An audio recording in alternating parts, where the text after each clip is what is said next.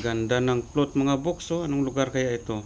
No, so magandang araw sa inyo mga box, no. So andito tayo ngayon sa Isulan. So ang gaganda ng mga plot mga box. So yun ang sa ano yan box, no, sa Lambayong.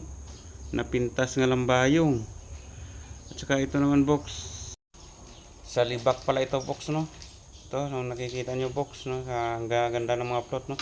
So nalalapit na kasi ang pista dito sa Isulan, no, yung Kalimudan Festival. So kung may time kayo box, pa-share kayo dito sa Isulan, napakaganda. Tsaka ito naman box, oh. Yan, ang ganda din, oh.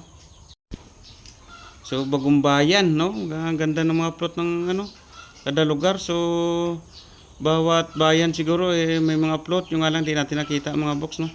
Dahil dito kasi tayo dumaan sa Diversion Road, no. Bali sarado po yung tapat ng Capitol dahil maraming mga activities doon, no. Saka ang daming naka-display na mga basta magaganda mga lahat ng ano gusto yung may sakay ng Ferris wheel.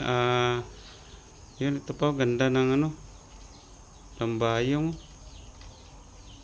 ganda, no, kung may roller coaster yun, kaya sinarado yung tapat ng ano na hospital, public hospital o Kapitolyo, no. So dito kami dumaan sa likod box, no, sa likod ng Kapitolyo. Pero maganda ang view dito box, no, kung makikita nyo, napakaganda, no. Kahit ako nga first time kong dumaan dito, no, na mayroon palang ano dito. So para kang sabagay probinsya nga talaga ang dating, no. To ano lang siya, to lanes, pero hindi naman siya matraffic.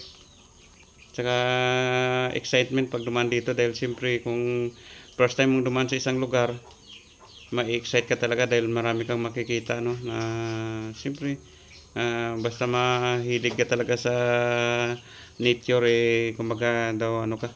At saka hindi ka rin maliligaw mga box, no, kung dito ka duman dahil mayroong mga signage at saka mayroong mga LGU at saka police nga nagabantay para mag-guide kung saan ang way mo, no. So kung alanganin ka, pwede ka rin magtanong sa kanila, pero may mga signage silang nilagay mga box. Ayan na pa, kaganda ng mga lugar dito. So mga box, no, huwag kalimutan na i-subscribe ang aking YouTube channel, Pavilion Vlog, ang pobreng bus driver. No, so thank you for watching. Madamo gid nga salamat sa inyong walang sawang pagsuporta lagi sa video ko. Salamat kag magandang araw, mabuhay kayo. God bless mga idol.